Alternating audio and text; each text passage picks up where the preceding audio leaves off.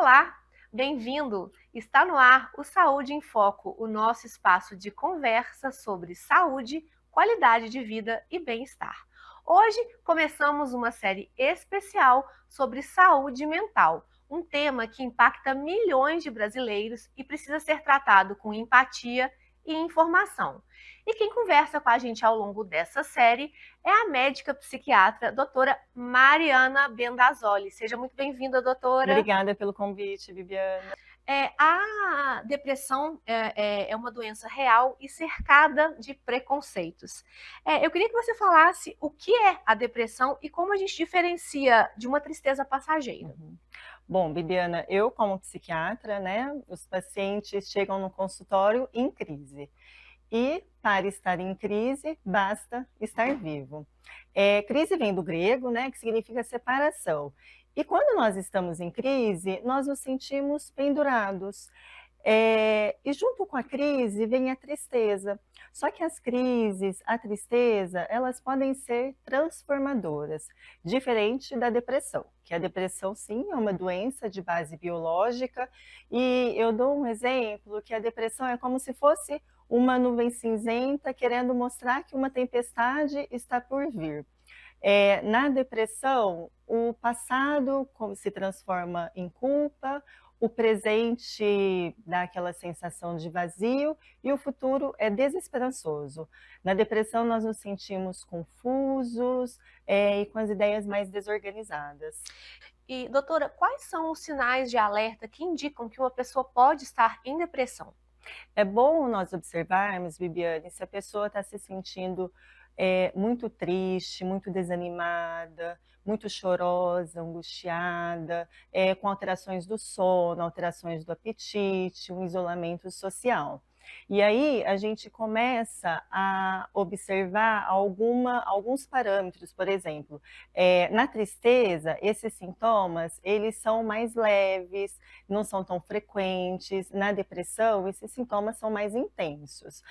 Já na tristeza, os sintomas, eles aparecem de uma forma que não causa um prejuízo no nosso desempenho. Na depressão, não. Na depressão, já vai ter um impacto no desempenho. Por exemplo, eu posso estar aqui me sentindo triste, desanimada, mas eu consigo vir e executar o meu trabalho. Na depressão, não. Na depressão, eu acabo me sentindo mais paralisada. E na tristeza não tem a presença das ideações suicidas, já na depressão tem a presença, né, das ideações e do planejamento suicida, e os sintomas físicos também, eles podem estar presentes na depressão.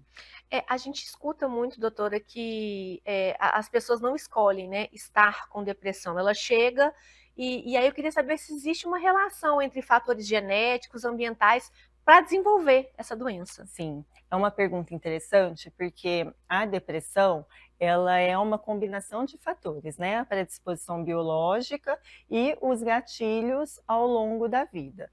Então, quando eu tenho uma predisposição genética muito elevada, por exemplo, já aconteceu de pacientes chegarem no consultório e falarem assim: olha, eu estou na melhor fase da minha vida profissional, da minha vida familiar, e mesmo assim eu estou me sentindo muito deprimido, eu estou chorando bastante, e às vezes os amigos e a família falam: nossa, mas você tem tudo na sua vida, né? E às vezes as pessoas com o intuito de ajudarem acabam mais atrapalhando. E já os gatilhos ao longo da vida, estes incluem algumas moléstias, né, durante a vida da criança intraútero, alguns abusos, violências e traumas. Então, a depressão, ela não é explicada unicamente por determinado fator.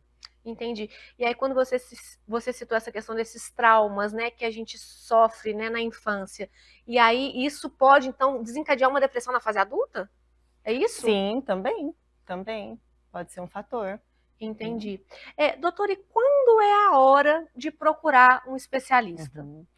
É muito importante nós nos atentarmos, né, conforme aqueles sintomas que eu havia falado da depressão, olhar o comportamento de um amigo ou de um familiar que está mais próximo, observar as falas, as postagens, né, em redes sociais, porque são sinais de alerta, né, que podem nos chamar a atenção e até mesmo a gente pode perguntar se essa pessoa está pensando em suicídio, mas claro que isso deve ser feito com muito cuidado. Uhum.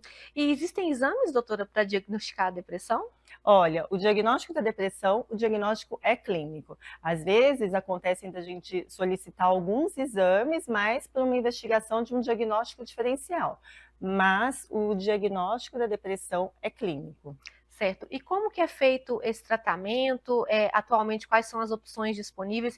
Eu acredito que a medicina foi evoluindo, né, ao longo do tempo. Como é que Uhum. está o tratamento da depressão hoje? Sim. Nos casos mais leves, né, que consistem, por exemplo, no luto, em alguns dilemas pessoais, em alguns conflitos, a psicoterapia tem um papel fundamental.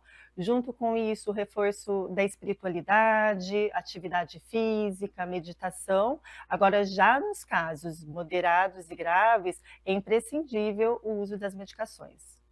E elas têm riscos? Elas podem causar dependência? Olha, as medicações não são perigosas, né?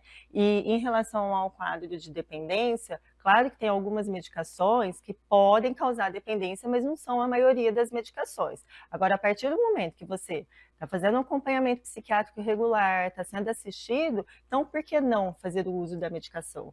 Doutora, muito obrigada pela sua participação hoje e deixe uma mensagem final para quem está nos Sim, assistindo. eu que agradeço e mais uma vez é super importante nós nos atentarmos aos cuidados com a nossa saúde mental. Obrigada. Obrigada. Gente, a depressão é uma doença séria, mas tem tratamento e pode ser superada. E na próxima semana nós vamos falar sobre a ansiedade, outro tema que afeta milhões de pessoas e merece muita atenção. Até semana que vem.